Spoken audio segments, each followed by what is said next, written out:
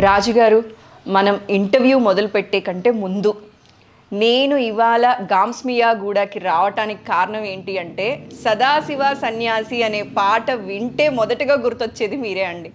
అంత చక్కగా పాడారు మీరు. ఆ పాట కూడా అంతే బాగా అప్పట్లో వైరల్ అయ్యింది కూడా. అవునవునండి.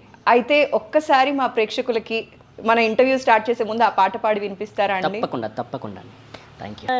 సేవళ సంత కాఫే నోవ జ జ జ సింగళద సింగ శివ శంభోలోవ. Thank you. లోకాల నీలేటోడు నీకు సాయం కాకపోడు అనే ఒక లైన్ ఉంది కదండి. అవునండి. మామూలుగా నేను ఏ సింగర్ని కలిసినా కూడా ఒక మాట అంటూ ఉంటాను, ఏ జన్మలో తేనెతో శివుడికి అభిషేకం చేశారో కానీ ఇంత చక్కటి గాత్రాన్ని మీకు ప్రసాదించారండి అని చెప్పి. కానీ ఇవాళ నేను ఏమనాలో నాకు అర్థం కావట్లేదండి. ఇంత చక్కటి గాత్రాన్ని ప్రసాదించారు, ఒక తీరని లోటుని కూడా ఇచ్చారు. అయితే మీకు ఈ గాత్రాన్ని పొంది చిన్నప్పటి నుంచి ఈ ఈ దారిని ఎంచుకోవడానికి గల కారణం అండి? దారిని ఎంచుకోగల కారణం ఏంటంటే నా చిన్నప్పుడు నా పుట్టుక అంటే ఇదే అండి. నేను పుట్టినప్పటి నుంచి ఆ తర్వాత నేను ఎదిగిన తర్వాత నేను పాటలు వినడమే, ఏం లేదు వినడమే. మా ఇంటి పక్కలో టేప్ రికార్డులు ఉండేవి. టేప్ రికార్డు పెట్టేవాళ్ళు మా ఇంటి పక్కల వాళ్ళు పెట్టినప్పుడు నేను పోయి అక్కడ గోడ మీద కూర్చునేవాడిని. ఏంటబ్బా ఇట్లా వాల్యూమ్ వినిపిస్తుందని ఇట్లా రేడియో అక్కడ కూర్చుని వినేవాడిని. అంతే. ఇంకా పాటలు ఏవైనా సరే ఇంకా పాటలు వినేవాడిని. అప్పట్లో ఏంటంటే ఎండ రాని వాన రాని చలి రాని ఏదన్నా సరే ఏదుంటే ఉంది పాటలు విన్నామా లేదా, బురదుండని ఏమని ఉండని పాటలు విన్నామా లేదా అంతే. ఇటు సైడ్ల గోడ పైన ఎక్కేలా అలా వింటూ ఉండేవాడిని. ఎంత దాని మీద మళ్ళీ ఒక కెరసనాయిల్ డబ్బా, ₹1 బిళ్ళ, ఆ టేప్ రికార్డు విని అక్కడ మా ఇంట్లో రేడియో లేదండి. రేడియో అది ఇది ఏమీ లేకుండే. అయితే ఇక్కడ ఏం చేశారంటే వాళ్ళు అలా పెడుతూ ఉండేవాళ్ళు. వాళ్ళు ఫుల్ వాల్యూమ్ పెంచేవాళ్ళు, ఇంకా పెట్టేవాళ్ళు. ఇక తర్వాత వాల్యూమ్ పెంచారని చెప్పేసి నేను అక్కడ వెళ్ళి కూర్చుని వినేవాడిని. అలా అలవాటు అయిపోయింది వింటూ వింటూ ఉంటే. మామూలుగా ఏంటంటే చిన్నపిల్లల మనకు అప్పుడు ఏం ఉండదు ఆశ. ఇంకా నేను బయట తిరగలేను కదా, ఎటు తిరగలేను కాబట్టి సరే ఇంకా అదే ప్రపంచం అయిపోయింది. మామూలుగా నేను అనుకున్నా టైంపాస్కి ఏదో పాడుకుందాం, ఇలా పాడు చేయని కూడా ఎవరు చెప్పలేరు. నాకే అనిపించింది ఏదో ఇలా పాడుకుందాం. అంటే విని నేర్చుకున్నదే మీరు సంగీతం? అవునండి. లేదండి, విని నేర్చుకుంటామే. ఇంకోటి నేను ఎవరి దగ్గర కూడా జాయిన్ అవ్వలేదు ఆ టైంలో. మనకు చెప్పేవాళ్ళు లేరు, గైడెన్స్ ఇచ్చేవాళ్ళు కూడా లేరు కదా. ఆ టైంలో విని నేర్చుకోవడమే. ఎప్పుడైనా మరి కోపం వచ్చిందా అండి సాంబయ్య పైన?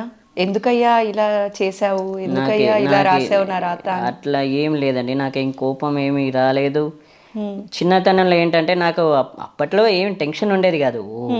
విన్నామా, పాడామా, వచ్చేసామా.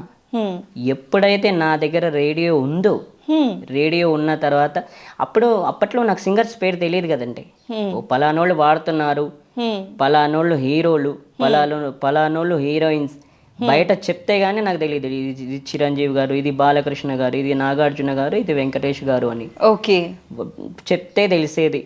నా దగ్గర ఎప్పుడైతే రేడియో వచ్చిందో అలా పాటలు వింటూ వింటూ విన్న తర్వాత ఏమైంది, ఆ సింగర్స్ పేరు తెలిసింది. ఓకే, పలానా బాలు గారు, ఎస్పి బాలు గారు, సుశీల గారు, చిత్ర గారు, అండ్ అంతే అక్కడికే. ఇక సో వాళ్ళ గాత్రం ఎప్పుడు విన్నా కూడా మీకు తెలిసిపోతుంది వీళ్ళు పాడుతున్నారు అన్న విషయం.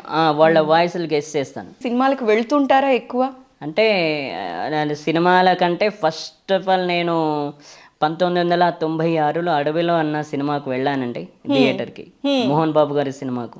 ఓకే, అంతే. ఇంకా ఆ టైం వాళ్ళు ఏంటంటే అందరికీ సినిమా టికెట్లు తీసుకునేవాళ్ళు.